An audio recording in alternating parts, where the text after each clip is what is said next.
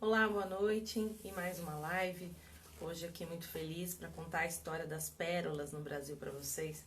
Eu fiz uma ampla pesquisa para trazer esse convidado que eu vou receber hoje, Maurício Cubo, que é da família Cubo, que tem uma história incrível de joalheria em São Paulo, de joalheria no Brasil.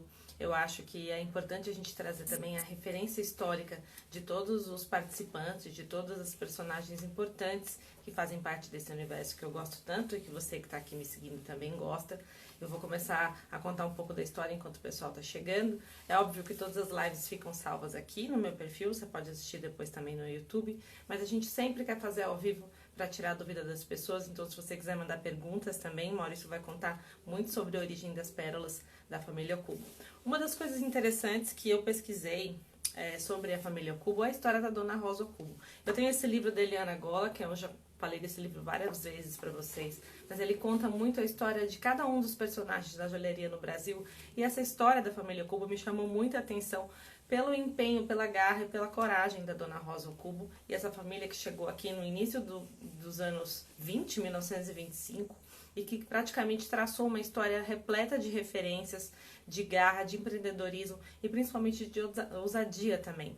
Porque eu acho que o universo das pérolas ele tem um outro olhar quando a gente olha para a marca Júlio Cubo no Brasil. Todo mundo sabe essa referência. Eu sou muito feliz de ter como amigos o Mário, coordenador do IED, que foi um super parceiro e me indicou o Maurício para conversar comigo sobre essa live. O Felipe, lá de Cuiabá, da Maestro Joalheiros, que também vende o Júlio Cubo lá e fez uma live com o Maurício. Então eu fiquei super feliz assim, de toda essa indicação das pessoas para poder trazer ele aqui e conversar um pouco. Eu vou começar a contar um pouco da história da família Júlio Cubo que eu vi aqui no livro. E uma das coisas que me chamou a atenção foi principalmente essa história do empreendedorismo feminino que a Rosa Cubo tem. E eu falei com o Maurício hoje à tarde para a gente começar a trocar uma ideia do roteiro dessa live. E eu fiquei muito feliz dele me contar que já é da quarta geração, ele é bisneto, né? Ele está na quarta geração da família Cubo, sempre à frente dos negócios, ele é vice-presidente executivo.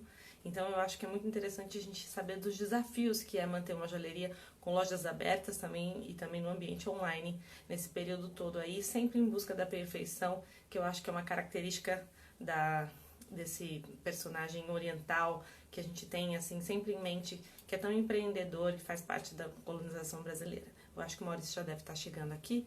Deixa eu ver se ele já chegou pra gente chamar ele. Célia, obrigada que você tá aqui também. E o Mário. Eu acho que a Célia deu uma aula para as meninas também no nosso curso do IED, do Jewelry Online, que também já está com as inscrições ainda abertas, né, Mário? Acho que você pode também me mandar mais informações para quem gosta de joalheria e quer pesquisar mais. Eu acho que o universo das pérolas está sendo muito bem aceito, né? Ultimamente. A gente saiu do tradicional colar de pérolas e trouxe as pérolas para a passarela, trouxe as pérolas para o mundo fashion.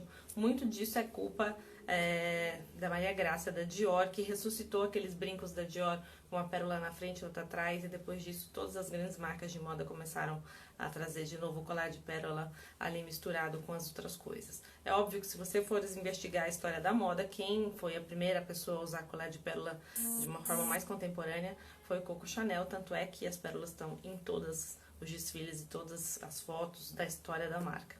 Então, o Maurício já está aqui, eu vou chamar ele para a gente começar a conversar e contar um pouco mais da história da família Cubo.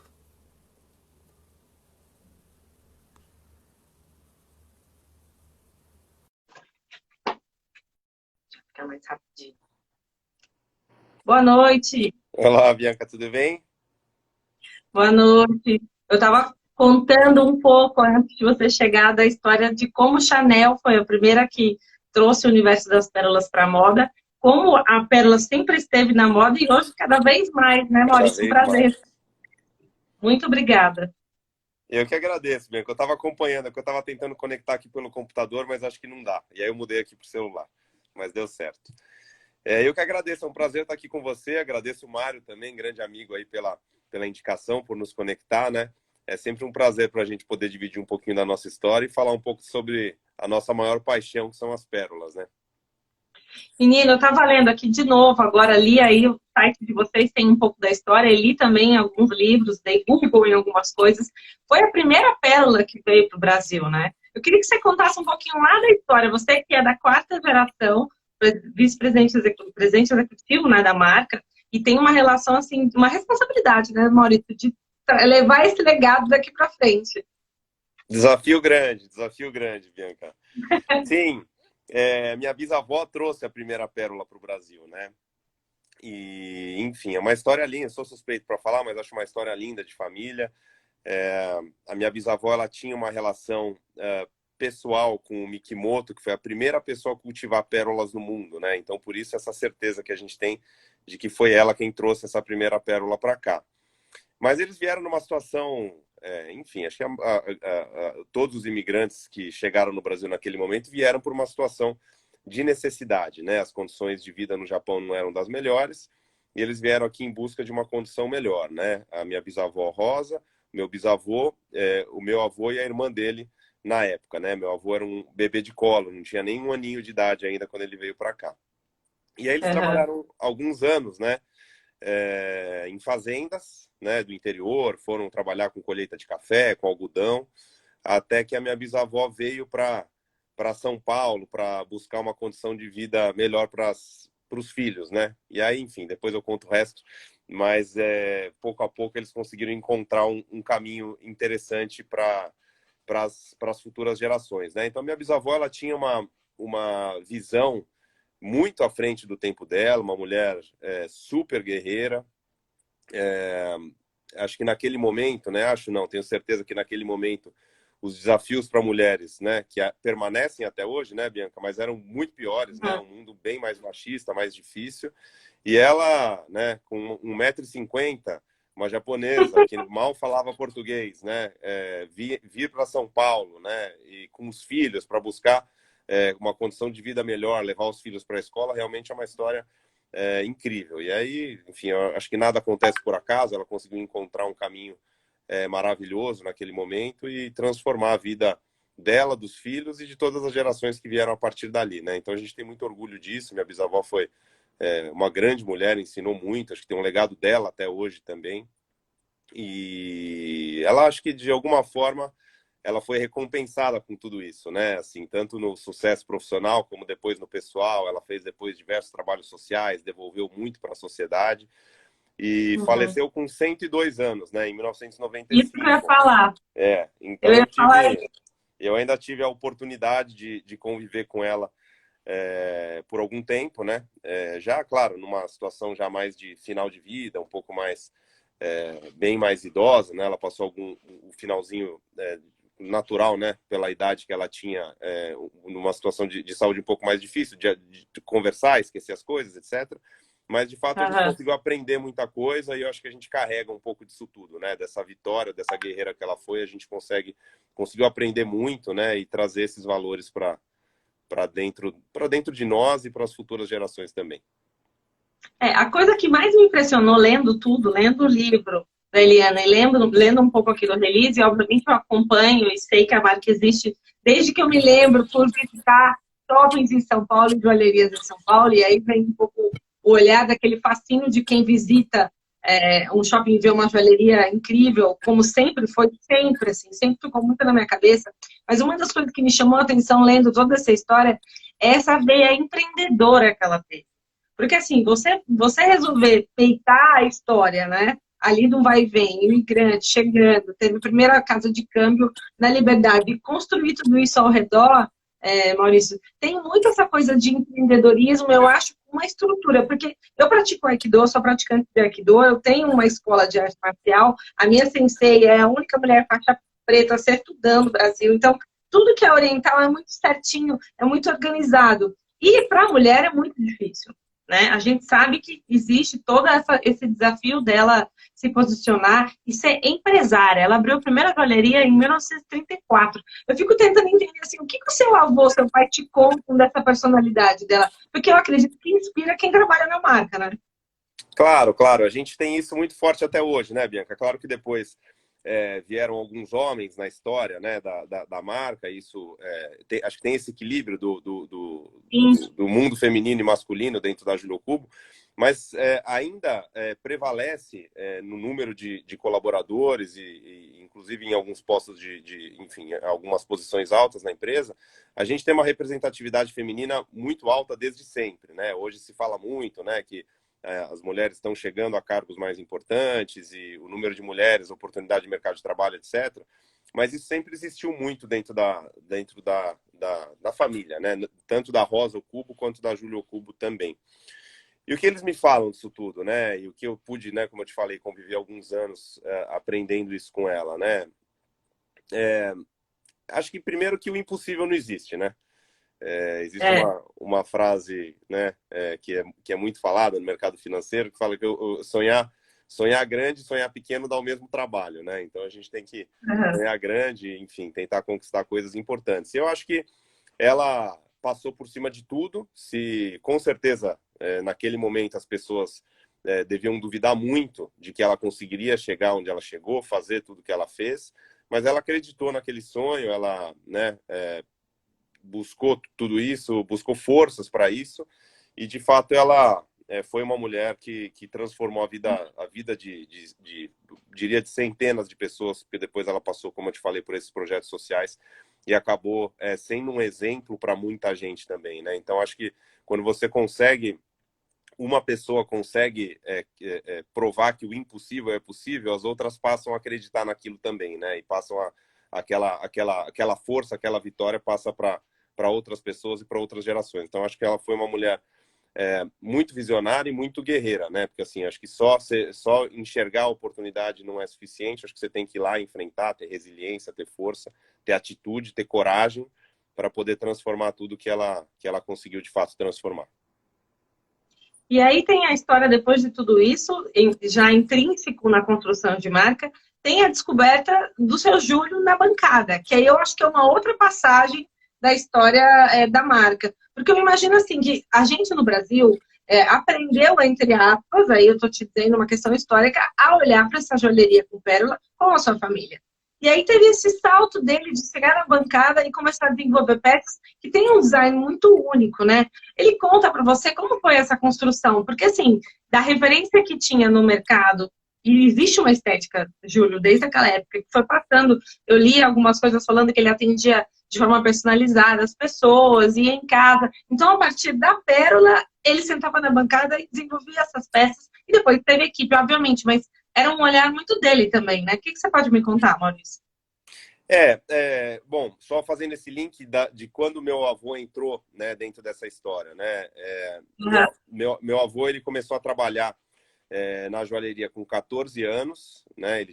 E foi em 1938, 4 anos depois da minha bisavó fundar a empresa, né? Como você falou, a empresa dela foi fundada em 1934. A minha bisavó guerreira que foi tudo, mas ela tinha uma característica, ela era muito comerciante, né? Ela tinha esse tino comercial muito forte, e foi isso que carregou ela durante muitos anos. Mas quem trouxe a joalheria para dentro do negócio foi o meu avô, né? Com 14 anos ele fez estágio, trabalhou em algumas oficinas que existiam no centro da cidade na época, até que ele montou o ateliê dentro da Rosa Ocubo ainda, né? E transformou o negócio que era um comércio de pérolas em uma joalheria, né? Então, sim, foi um passo importante dentro da história da família também.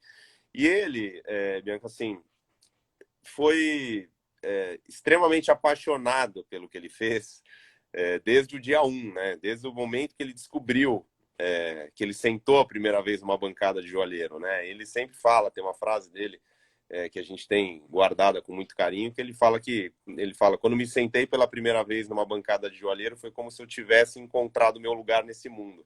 Era aquilo mesmo que eu gostaria de passar a vida fazendo, soldar, cravar, polir, dar forma às joias, para mim era algo natural.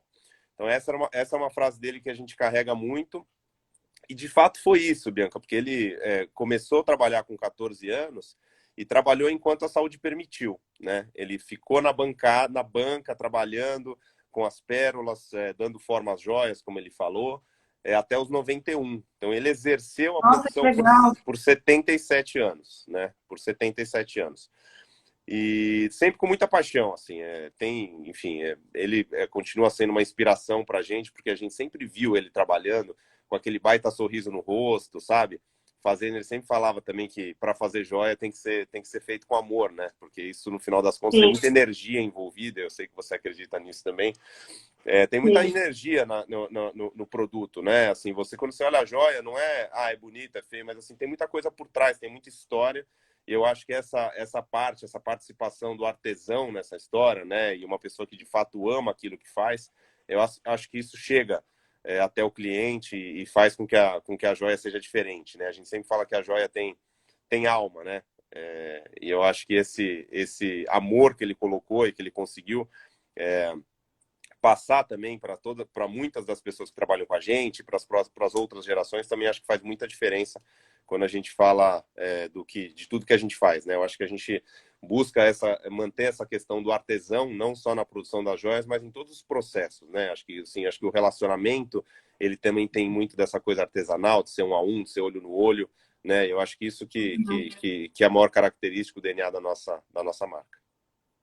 Isso que eu ia te perguntar, me conta um pouquinho, a gente estava falando um pouco antes, me conta como é o processo criativo hoje, porque a gente tem uma discussão aqui entre nós, eu que sou admiradora, eu falo que eu comunico joias, eu não faço joias, mas eu adoro falar sobre elas e comunicar elas. Existe uma discussão assim, tem que ser tudo feito à mão, ou a gente tem que prototipar alguma coisa, ou faz o desenho à mão, ou faz o desenho no 3D. E quando a Celinha deu aula para as meninas, elas ficaram encantadas justamente por essa parte, assim, além do mood board, da pesquisa, toda a parte técnica que a gente sabe que existe, mas tem muito essa coisa da mão, né? E a pérola, por ser super delicada, isso é uma coisa que é esférica, eu acho que o processo criativo é mais desafiador do que as próprias pedras, porque a pérola você tem que trabalhar em torno dela, né? Me conta um pouco como que é feito o processo criativo na marca hoje, já que você pontuou, e aí eu quero contar depois das pérolas que você me contou. Legal.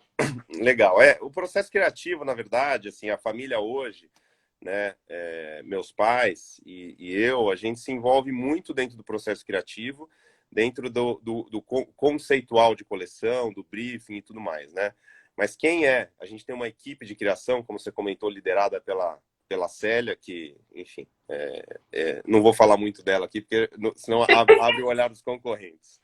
Mas a Célia é incrível. A Célia é uma pessoa assim, que ela tem uma visão, um olhar, um criativo, e tudo isso muito ligado com o que a gente acredita, né? Eu acho que cada designer tem um perfil, alguns, né, trabalham de uma maneira, são mais contemporâneos, outros mais clássicos, enfim, cada um se encaixa dentro de um ambiente, dentro de um perfil diferente, e a Célia, pra gente, é o fit perfeito, né? Assim, é uma pessoa que, além de ser uma pessoa incrível, uma designer maravilhosa, eu acho que tudo que ela tem como valores de família e o perfil dela de trabalho bate muito com que a Julio Cubo né?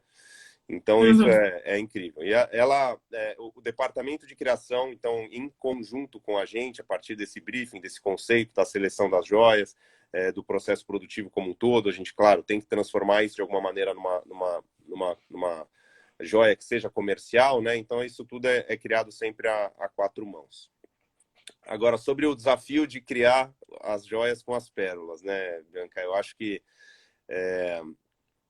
não só as pérolas, né, mas quando a gente tem pedras de alto valor, o desafio é você ressaltar a beleza que já está lá, né? Assim, você não pode criar algo que brigue, né, com a estrela da festa, né? Que no caso o ponto principal da joia, que quando a gente fala de pérolas, principalmente das pérolas de alto valor agregado, então o desafio sempre é você compor aquela joia de forma que você traga sempre um conceito, algo novo, uma simbologia, tudo que está ali por trás, mas sempre ressaltando muito a beleza da pérola. Afinal, a natureza passa, vamos falar daqui a pouquinho, mas a natureza passa muitos anos criando aquela pérola, né? Então, quando ela chega na nossa mão, acho que a gente tem a obrigação de ressaltar ainda mais essa beleza que foi criada ali.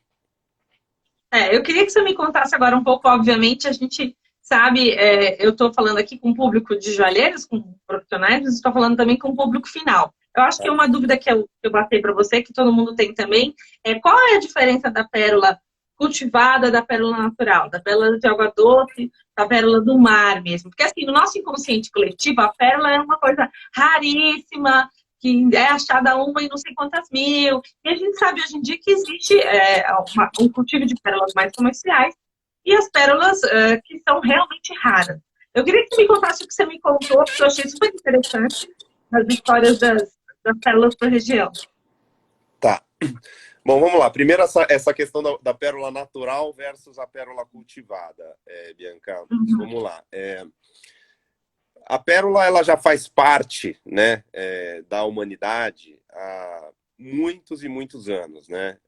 Ela vem bem antes de todas as pedras preciosas, né? Então a gente tem histórias, né, mitos com as pérolas e registros desde muito antes de Cristo. Então, assim, a pérola, ela faz parte da história há muito tempo. Naquela época, Uhum. não existia pérola cultivada, né? Como eu te falei, a primeira pessoa a cultivar a pérola foi o Mikimoto. Isso aconteceu, né, no ano de 1916. Isso começou a ganhar uma escala comercial, né? Então, antes de 1900 não existia pérola cultivada, só eram pérolas naturais. Como que era esse processo de pegar as pérolas naturais, né? Você precisava explorar o ambiente, pegar milhares e milhares de ostras, abrir, procurar e até você encontrar pérolas. Então, assim, era extremamente raro, né? Era um sinal, era um símbolo da realeza, até por essa questão toda de raridade, mas esse processo, ao longo de séculos, ele foi ruim para o meio ambiente, né? Foi acabando, dizimando as populações de ostras no mar por esse processo de exploração. Desde o momento que o Mikimoto conseguiu cultivar as pérolas, esse processo muda radicalmente, né? Hoje a gente não vê mais esse processo de busca por pérolas naturais de uma forma frequente. Isso já nem é aceitável mais, né, do ponto de vista de conservação de ambiente, sustentabilidade e tudo mais. Então, hoje, quando você fala das joalherias, hoje, não existe mais pérola natural, tá? Então, primeiro, assim, você vai comprar uma joia hoje em qualquer joalheria do mundo. Você vai comprar uma joia com uma pérola cultivada, tá? Então, as pérolas naturais, o pouco que resta são aquelas que são leiloadas, isso pertenceu à rainha há 300 anos atrás. Então, existem leilões.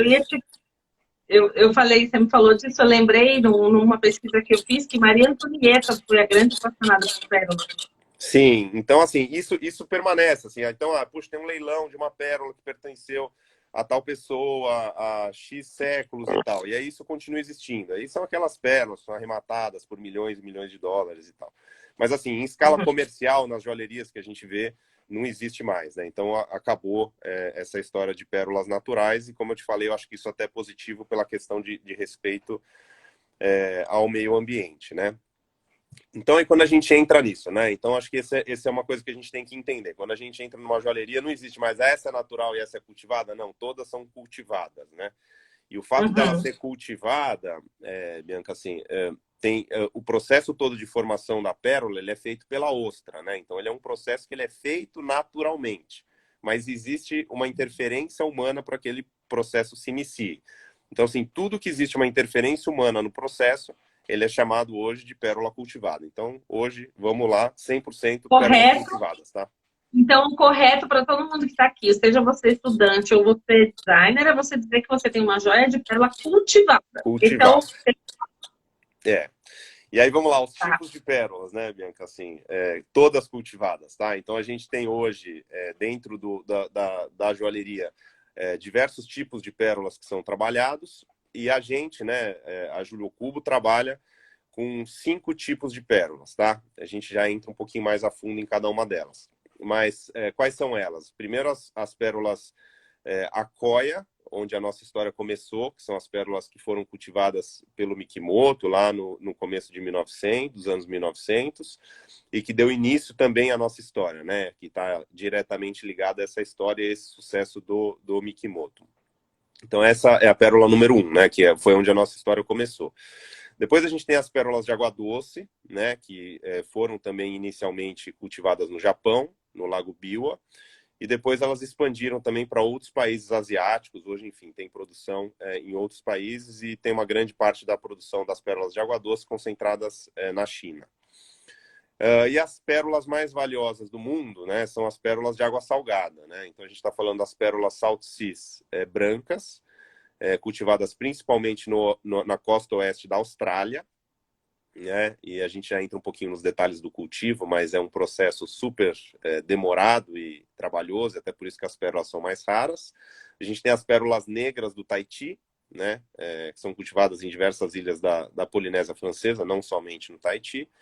E as pérolas douradas, que hoje são as mais raras do mundo, né? E que a gente trabalha com exclusividade com o precursor dessas pérolas, que é o Jacques Branelec, e ele cultiva essas pérolas no arquipélago de Palawan, nas Filipinas.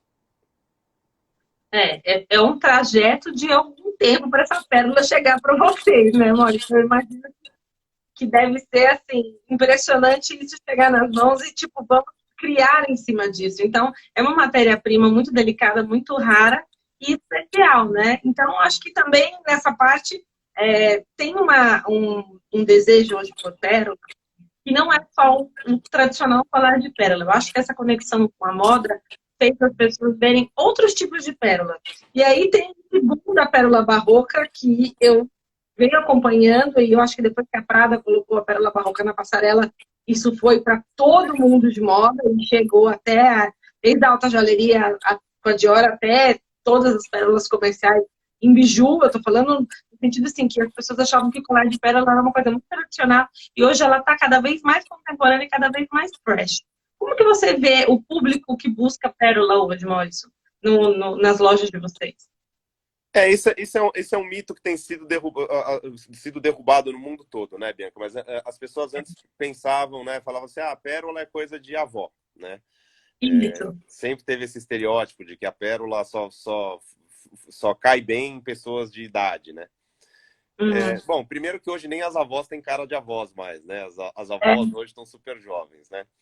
Mas eu acho que tem um trajeto aí, Bianca, muito relacionado à moda, como você colocou, desmistificando isso tudo, né? Eu acho que tem formas e formas de você usar uma pérola, né?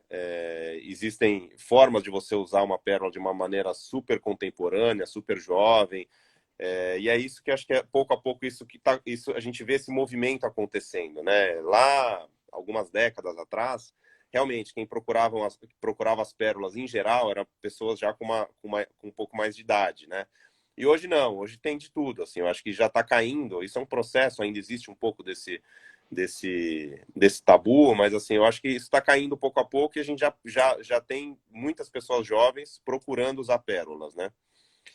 E sobre a pérola barroca, Bianca, acho que é um movimento interessante, né? Porque assim, eu acho que tudo que a gente tem feito, a moda tem feito, é sempre buscando um pouco dessa característica da customização, de você usar algo que seja único, né? E não existe nenhuma pérola idêntica à outra, né? Assim, todas as pérolas são diferentes. Mas as pérolas redondas, quando você olha à distância, elas ficam tão parecidas né, que parece que é igual. E a pérola barroca não. A pérola barroca, cada uma vai ter um formato, cada uma vai ter um jeito e tudo mais, né? Então, assim, você vai usar uma pérola barroca, você vai ter certeza de que naquele formato, daquele jeito que você tem, ninguém mais no mundo tem e nunca vai ter, né? Porque realmente é muito único, né? E eu acho que isso é incrível, assim, porque isso traz uma característica para sua joia, que você vai ser sempre aquela joia, aquela peça que vai ser só sua e de mais ninguém, né? Então nunca ninguém vai ter uma igual. Eu acho que isso é o que atrai muito, né? E tem, acho que talvez um desejo por uma coisa orgânica também, né? Que tem, Sim. eu acho interessante também esse contraponto. Ao mesmo tempo que a pérola perfeita tem sido uma busca, a pérola que também não é perfeita também tem uma aceitação. Eu acho que essa diversidade das pérolas que está gerando esse desejo que é interessante. A Aline está perguntando aqui sobre as pérolas tingidas. Existe isso? Essa cor sai? Me dá uma informação sobre isso, porque para mim, eu sou leiga de pérola, estou aprendendo com você, Maurício. Eu tenho essas informações que você me passou. Então, eu acho que todo mundo tem interesse, porque existe um desejo muito grande. A gente vê, todo mundo que trabalha com joalheria, com moda, sempre tem um desejo por pérola. É uma coisa que tem acontecido nos últimos 5 anos e tem me impressionado muito. Eu acho que as joias estão saindo cada vez mais interessantes. Vamos lá, sobre pérolas tingidas. Tem sim, Bianca, tem muito no mercado, tá? A gente, como uma família, né, tradicional, referência em pérolas, a gente sempre busca trazer pérolas com uma coloração natural, tá? De novo, pérolas cultivadas com coloração natural, tá? Então, exatamente da cor que a pérola é produzida pela ostra, ou seja, uma produção, a cor né, que ela é colhida, é a cor que a gente traz para as nossas joias, tá? Então, a gente não evita qualquer tipo de interferência na coloração das pérolas. Mas existe muito no mercado pérolas que são tingidas. Então, o que são as pérolas tingidas em geral, né, Bianca? São pérolas que foram colhidas com uma baixa qualidade, então ela não tem uma cor atrativa para ser comercialmente vendida, ou não está com um brilho interessante e tal. E aí existem processos processos externos, né? Enfim, algum tipo de alvejante para deixar a pérola mais branca, ou alguma forma de você colorir, um tratamento térmico. Tem diversos tipos de processos para que você faça com que aquela pérola, que naturalmente não era tão bonita, que ela fique com uma atratividade do ponto de vista comercial.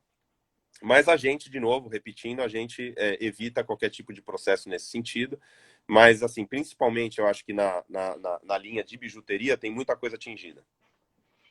Agora me conta uma coisa. Uma pessoa que vai investir num colar de pérola, vai comprar um anel de pérola, o que ela tem que olhar, Maurício, na hora dela escolher? Porque, assim, existe esse interesse, as pessoas não têm esse tipo de informação, né?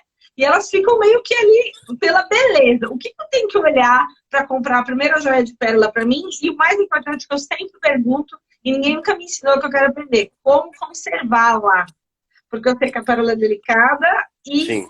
se você investe compra uma joia dessa, você tem que ter todo um cuidado para manter ela de geração para geração. Bom, vamos lá, Bianca. Assim, acho que hoje, tá? Para ser bem sincero com você, assim, todo o processo de criação de pérolas artificiais, de diamantes sintéticos, né, e outras coisas mais, tem se aprimorado muito, tá? Então, eu acho que o primeiro ponto, quando você vai comprar uma joia, seja ela qual for, tá? Não estou nem falando só de pérolas. Você tem que comprar de quem você confia, né? Tem muita coisa no mercado aí, inclusive, né? A gente já viu coisas que, enfim, de marcas tradicionais e, enfim, de pessoas que são tradicionais no mercado, vendendo coisas que não são reais, né?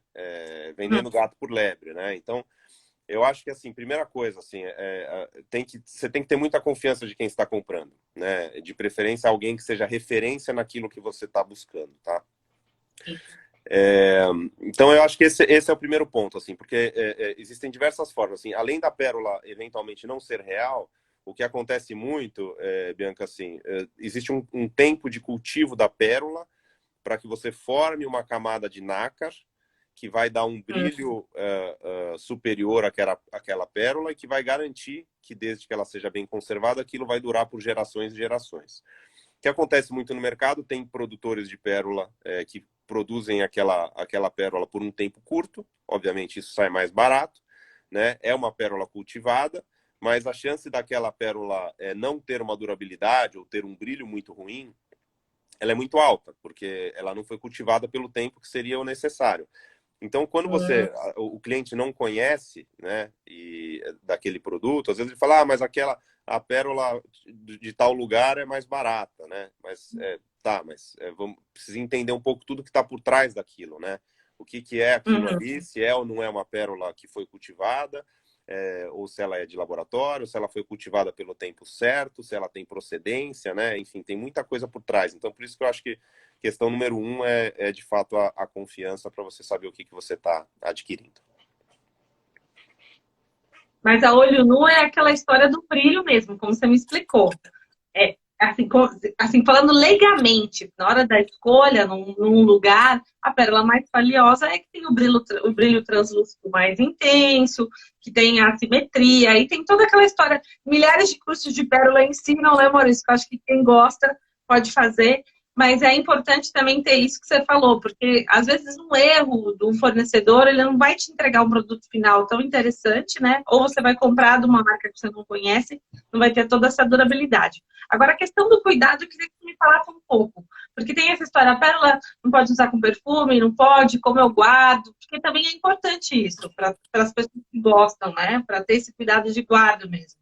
Sim, sim. Eu acho que o cuidado mais importante, tá, Bianca, assim, para a gente não se alongar muito, tem diversos, tá? mas é o cuidado com os cosméticos, tá? A gente sempre fala que quando você vai colocar uma pérola, ela tem que ser, um colar de pérolas, por exemplo, ela tem que ser sempre a última coisa que você coloca e a primeira que você tira, justamente para evitar esse contato, de você jogar um perfume em cima ou passar um creme, você já está usando o colar e assim por diante, né? Esse é o cuidado principal, tá? Os cosméticos são a principal causa aí de danos às pérolas, tá? E depois que você usa, eu acho que é importante, né? Mesmo que você pegue um resquício ali de alguma coisa que você passou, de algum contato com algum produto que você teve, que você passe uma flanela úmida, alguma coisa só para tirar aquele excesso eventualmente de algum cosmético que tenha ficado nela e guardar sempre num local que não seja muito seco e nem muito quente. Então, basicamente é isso, Bianca. Assim, eu acho que resumindo bastante, tá? Mas basicamente é isso. E bom, é uma coisa importante também, última, tá? Não vamos se alongar nisso. Mas assim, as pérolas, por exemplo, quando você guarda as pérolas junto com um diamante, ou com ouro mesmo, a pérola ela pode riscar, né? Então a gente sempre costuma guardar cada joia separado, num saquinho de veludo, alguma coisa simples, não precisa ser nada muito sofisticado. Mas para evitar esse contato, por exemplo, do pino de um brinco, né?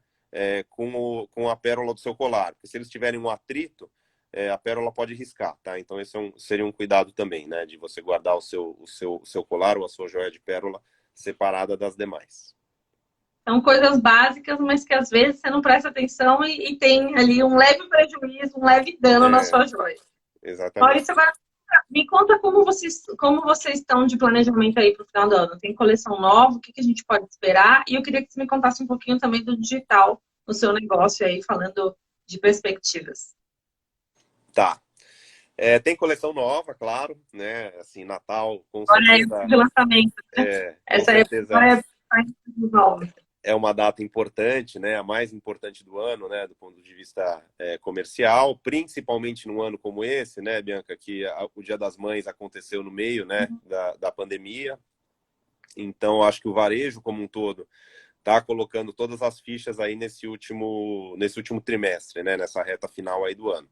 E a gente está super otimista, acho que as coisas vêm retomando gradualmente, né? Claro que ainda abaixo, né, do que a gente gostaria, mas assim, a gente já vê aquela curva crescendo, né? Isso é muito positivo e a gente acredita muito que esse Natal vai ser melhor do que o Natal do ano passado, né? Então acho que a gente consegue ter essa luz no fim do túnel e essa expectativa de fechar o ano com chave de ouro, né, Bianca? E assim, tem novidades, tem coisa acontecendo aqui, tem, enfim, não posso dar spoiler, mas assim, vai ser uma coleção de Natal bem diferente, tá, do que a gente vinha fazendo. Então eu acho que tem bastante coisa legal, acho que os clientes vão ficar surpresos positivamente e a gente, enfim, na hora certa a gente vai apresentar as novidades. Então, quantas lojas no Brasil hoje, Maurício? A gente tem 6 lojas próprias, Bianca, e a gente vende também através de alguns lojistas parceiros, né? Como você mencionou aqui, o Felipe da Março Designer. A gente tem ele e mais 6, né? São 7 parceiros no total, representando a Júlio Cubo em outras regiões, tá? Então tem a Casa Afonso em Ribeirão Preto, a Vicenza em Curitiba, a Guadalupe em Aracaju, a Gold Design em Manaus, o Fábio Joias em Belém e o Morato em Sorocaba. Acho que não esqueci de ninguém. Acaba sendo uma distribuição ampla, né? E você vê a diferença de consumo, Maurício, na busca desse perfil dessa mulher que compra pérolas hoje? Ela é muito diferente a que compra a loja da que compra online? Eu queria que você me falasse agora um pouco do online, porque esse desejo de moda, a gente vê pérola em tudo, ele leva as pessoas para comprar também no ambiente online. Claro. Você vê essa diferença? Como você sente? Tem uma diferença, né, Bianca? Assim, eu acho que as pessoas estão se acostumando ainda a comprar no online, né? A ter confiança para comprar no online, principalmente quando você está tratando de um produto de alto valor agregado, né? Assim, eu acho que as pessoas têm esse receio, né? Então, assim, percentualmente, o online ainda tem uma representatividade baixa na joalheria se comparada a outros segmentos, né? E até antes dessa história toda acontecer, né, Bianca, eu acho que as pessoas ainda, vou comprar no físico, então, assim, o nosso online, ele era, de fato, muito pouco representativo.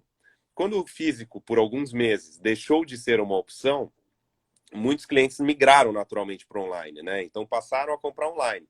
Só que a experiência é tão positiva, né? Não tem o trauma que se espera, as pessoas se surpreendem positivamente com a facilidade de fazer um negócio, com o produto que recebem em casa e tal, que muitos desses clientes acabam optando por mesclar, né? Claro, nada substitui o presencial, né?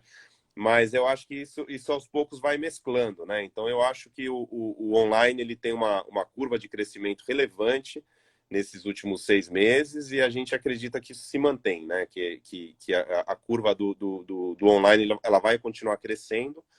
E eu acredito, Bianca, que dentro da joalheria, falando num prazo de alguns anos, enfim, eu acho que o online pode se estabelecer aí em negócios como o nosso, representando talvez 15% ou 20% do faturamento. Legal. Você teve essa adaptação, eu acho que o maior segredo é esse cuidado desse atendimento personalizado que vocês têm em loja, ele passando para o online, na verdade, eu acho que é um meio só de comunicação, porque o atendimento, o carinho, a recepção ali com o cliente, ele é feito da mesma maneira, né? Você tendo uma estrutura de fotos, de experiência que ele possa ver, uma das coisas que a gente tem mais falado aqui, eu conversei com a Bárbara Revan também do Antônio Bernardo tem um tempo, e ela me falou que as pessoas consultam muito online, elas compram, elas consultam antes de ir na loja. Então, é uma coisa omnichannel, que nem a gente sempre Exato. fala, que é uma coisa que é meio ampla, e eu vejo o perfil do público novo, né, mais novo, comprando muito online, e eu queria que você me falasse se vocês estão olhando para a prata, porque eu estou vendo um movimento de mercado muito grande nas joalherias, olhando para a prata como produto de entrada. Queria que você me contasse um pouquinho disso, e aí daqui a pouco a gente já vai finalizar, porque sempre passa uma hora muito rápida aqui. Mas como vocês estão olhando para a prata? Se vocês estão desenvolvendo alguma coisa assim, o que você espera dessa movimentação?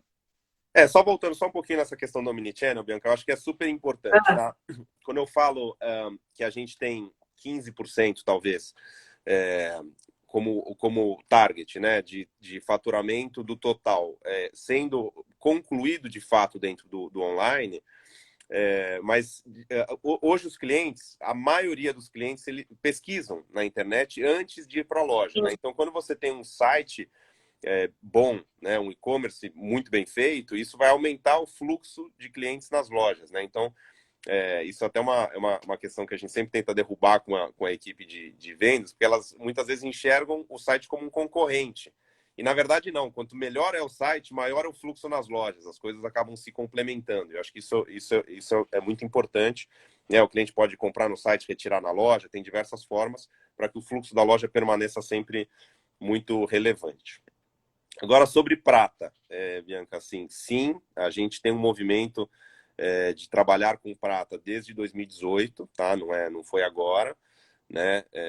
A gente tem esse projeto desde 2015, mas ele ficou 3 anos em desenvolvimento, porque a gente acreditava que a gente não queria lançar uma linha de prata, a gente queria lançar algo que fosse realmente único, diferenciado, com uma qualidade tão boa quanto todas as demais joias que a gente trabalha, tá? Então a gente criou uma fórmula de trabalho que é diferenciada do mercado, não tem ninguém que faz com a mesma fórmula que a gente, não quero colocar aqui como sendo superior, mas é diferente dos demais, tá?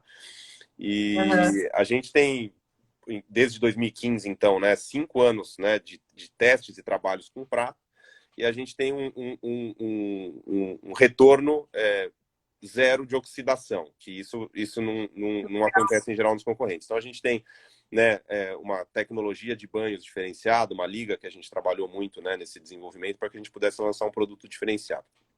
Mas falando de conceito, Bianca, assim, é uma marca, a nossa marca chama Joy, ela busca um público diferenciado, né? A gente está falando de uma mulher mais jovem, mais contemporânea. Mais jovem, eu falo, hoje a juventude, acho que ela não tem idade, né, Bianca? Assim, tem muita mulher que tem 50, 60, 70 anos e que é super jovem, né? A gente fala jovem, jovem é atitude, né? Não é, o olhar, né? O olhar é jovem, né? Então, assim, a gente tem esse olhar mais jovem nessa marca de prata, e buscando um público novo. E aí, qual é o conceito, né? Ao mesmo tempo que é um pouco diferente de Julio Cubo, mas tem muito em comum, né? Então, assim, eu acho que tem muitos clientes que em alguns momentos usam Julio Cubo, em outros usam Joy. Ou alguns clientes que compram Joy, até por uma questão de ser mais acessível e tal, mas com o tempo eles acabam entrando no universo Julio Cubo e vice-versa. Então, tem muito dessa troca, né? A gente fala que a Julio Cubo emprestou credibilidade para a Joy, né, por ser uma marca mais jovem, ainda um bebê, né, são 2 anos e pouquinho de existência, enquanto a Joy ajudou no rejuvenescimento de marca, né, e nessa reconstrução aí, nesse reposicionamento de Julio Cubo. Então tem sido um trabalho bastante interessante e pouco a pouco dado bons frutos, né? Acho que a nossa marca de prata ela já é bastante representativa dentro do nosso negócio e a curva é crescente. Eu acho que daqui para frente o grande desafio vai ser apurar essa qualidade, né, em termos de mercado e concorrência, mas eu acho que vocês têm uma coisa interessante, que é uma boa matéria-prima e um bom design, que para mim é a coisa mais difícil nesse universo de concorrência, de milhares de marcas no Instagram, milhares de marcas na internet, além de você ter uma credibilidade, você tem um bom design. É uma coisa que eu tenho falado muito aqui, o design que vende, design que importa, porque tem um storytelling todo de credibilidade, de muitos anos, mas tem sempre uma busca pelo rejuvenescimento, uma busca pela apurar esse design e apresentar coisas novas para os clientes. Porque um fenômeno que eu vejo muito do Jewelry Online, que eu falo disso desde 2017, quando eu comecei a fazer palestras e dar aulas, eu acho que a brasileira ela tem um desejo de comprar joia que o online permitiu ela aproximar mais das marcas de joia. Eu acho que ela perdeu a timidez, e isso foi muito positivo. Porque, e a gente tem uma grande vantagem aqui que os outros lugares não tem, que eu falo isso para as minhas amigas que moram fora, que a gente pode parcelar. Então a gente compra, parcela, paga no cartão, termina e compra outro. Então é um ciclo de consumo de joia que tem um desejo latente sempre. E isso o design vai alimentando. Não só como, eu digo que não é um desejo de moda como o ciclo da moda, mas tem uma boa recepção de novidades, de desenhos diferentes, de propostas diferentes. E a brasileira é aberta a mesclar, por exemplo, ela pode usar Joy, pode usar Julio Cubo no dia a dia de uma forma contemporânea, que as marcas se complementem, né? Eu acho que esse é um pouco o olhar que eu tenho aqui de fora, vendo o trabalho de vocês. Eu acho que isso cada vez mais, né, Bianca? Primeiro, eu concordo plenamente. Acho que o design ele é muito importante. Ele é uma parte fundamental do processo como um todo. Eu acho que isso também que você comentou, né? Eu acho interessante essa questão da mistura, né? De joias diferentes, de cores diferentes, enfim. Eu acho que não tem... Antigamente tinha muito essa coisa, né? Ou eu estou usando uma joia de ouro amarelo, ou eu estou usando uma joia de ouro branco. Hoje, né, se mistura tudo. Tem gente usando joia misturado com bijuteria. Não tem, sabe, com uma camiseta branca básica, etc. Então, acho que tem que... Eu acho que o mais importante de tudo, não só da joia, né, Bianca? Mas, assim, você usar o que te faz bem. Né, o que te faz se sentir bem. Você não está usando isso pelo outro, pelo que o outro vai achar, mas o que te faz se sentir bem. E eu acho que nesse sentido, Bianca, acho que é muito importante que a gente conte muito, cada vez mais, a história do que está por trás, né? Assim, quando você estiver usando uma pérola, pode saber da onde veio, o que está por trás, quantas vidas aquela pérola transformou, qual que é o papel daquela produção de pérola qual o impacto daquilo, né, no meio ambiente, como é que a gente está trabalhando sustentabilidade e tudo, né? Então, eu acho que é isso. Acho que a gente tem que falar muito mais de tudo que está por trás, de tudo que aquilo representa para você, do que, de fato, do produto ou da joia ser bonita ou não, né? Eu acho que a história que está por trás, eu acho que, na minha opinião, é o principal e vai ser cada vez mais. Eu fico feliz por esse tempo todo, a gente, apesar da situação e está acontecendo, esse desejo da mulher se presentear, o desejo dela ficar feliz de ter uma joia com uma informação, com toda essa cadeia envolvida, fez com que, nesse período, que eu volto a dizer, que eu já comentei aqui, mas nesse período, toda a parte de joalheria e de acessórios foi um mercado que se manteve. Eu acho que justamente esse nosso olhar, que eu tenho falado muito sobre isso, de high-low, que a brasileira faz, de colocar tanto high-low em moda, mas high-low em joalheria, ele mistura e faz com que a gente tenha esse desejo, e também o novo look da cintura para cima, que é o que a gente está fazendo aqui. Então, as reuniões, que são os zooms da vida, as fotos. Então, nisso tudo, usa-se muito o acessório, muita joia. Quem gosta de joia, às vezes, é mais tranquilo de mudar o look, porque tem esse recurso. Então, eu fico muito feliz, Maurício, pelo seu tempo, pela sua expertise, estar dividindo isso comigo, quem está seguindo aqui. Gente, a live vai ficar salva, vocês podem assistir com calma. Queria que você deixasse suas considerações e muito obrigada desde já. Eu que agradeço, Bianca, foi um prazer. Tem muita coisa que a gente nem falou, né? Daria até um assunto para uma outra live, né? A gente acabou nem entrando muito no processo produtivo das pérolas, enfim, tem muita coisa interessante para falar.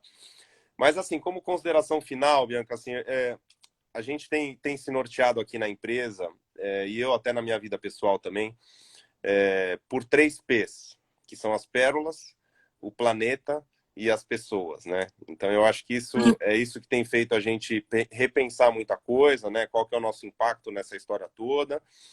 E a gente fala muito, né, sobre que filhos a gente quer deixar, que planeta a gente quer deixar para os nossos filhos, né? Então, assim, essa história toda da sustentabilidade, que ainda tem muito para evoluir, né? Diga-se de passagem. Mas, assim, a gente também tem feito uma outra reflexão, enfim, até escutei esses dias o Murilo Gun, que é um cara que eu gosto muito, falar sobre isso. Que filhos que a gente quer deixar para o nosso planeta? Né? Eu acho que tem o inverso também. É uma consideração inversa, né? Assim, o planeta não está a serviço da gente, mas a gente também é a serviço dele, né? E eu acho que esse é um desafio grande. Então, a gente está pensando e como é que a gente está impactando as pessoas, né? Toda a cadeia, clientes, colaboradores, fornecedores, sociedade como um todo, e o que a gente está fazendo para que a gente possa formar pessoas melhores, né? Que a gente possa, né, ter esse equilíbrio entre as pessoas e o planeta, que eu acho que é a chave do nosso futuro. E é a história que vai passar, né, Maurício? Porque, afinal de contas, é uma história que vem sendo construída aí, a sua, há mais de 100 anos, né? Então, é um cuidado, um carinho muito grande com o legado aí todo da família, que eu acho que para vocês é importante a gente ver isso na história da marca e nas joias da marca, no cuidado das peças também. Essa linha de cuidado de estética oriental é muito, assim, respeitosa e muito importante. E é uma coisa que eu sempre digo, eu acho que a gente tem que ter uma história para contar, mas principalmente respeitar e honrar a nossa história. Eu acho que isso vocês fazem muito bem. Querido, muito obrigada pelo seu tempo. Eu que agradeço, vamos Bianca. marcar mais para frente. Obrigada, Mário, que estava aqui, Isabela, Modré Joia, todo mundo que passou, foi muito legal. E espero que a gente faça mais encontros para contar mais um pouco dessa história, que é sempre muito interessante. Obrigada, querido. Legal. Obrigado, Bianca. Um abraço. Obrigado para o Mário aí, um abraço especial para ele aí, que um grande amigo. Vamos ver se a gente volta a se encontrar quando tudo isso passar. Amém. Até mais, então, querido. Até Obrigada. mais. Obrigado.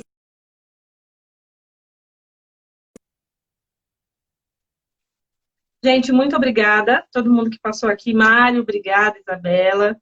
A Célia também que passou. As meninas todas. A gente vai ter mais iniciativas aí na semana que vem. Eu acho que vai ser muito interessante sempre trazer conteúdo de relevante para vocês, com informação, com história da joalheria no Brasil, sempre olhando para esse lado de sustentabilidade também, de falar sobre como é o processo produtivo, todo mundo que está envolvido. Eu acho que o papel aqui é levar conteúdo e inspiração para vocês, como é um pouco da história da marca Júlia Kuhl. Obrigada desde já. Mojoias também está aqui. Célia, obrigada. A live fica salva, se vocês quiserem depois rever para saber mais informações, ela vai estar aqui no meu perfil no ITV. Uma boa noite para vocês, bom final de semana.